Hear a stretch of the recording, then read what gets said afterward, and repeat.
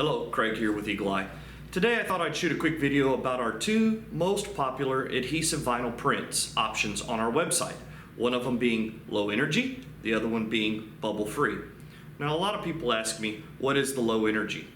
Well, the low energy is a 3mm gloss material with a clear acrylic high-tack adhesive on the back. What can it be used for? Well, we call it low energy because it's used for low energy items. MDO board, wood, PVC, plastic. It can be used for metal also, die bond, any of those items. We use it here at our office. As you can tell, our office doors are all wrapped in low energy.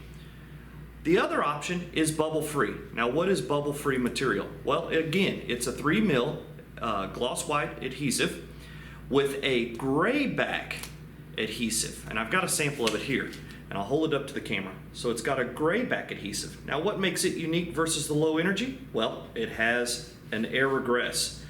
So much like some of the higher end materials, this has the air regress so you don't get bubbles, wrinkles, much easier to install. And it too can be used for a multitude of items.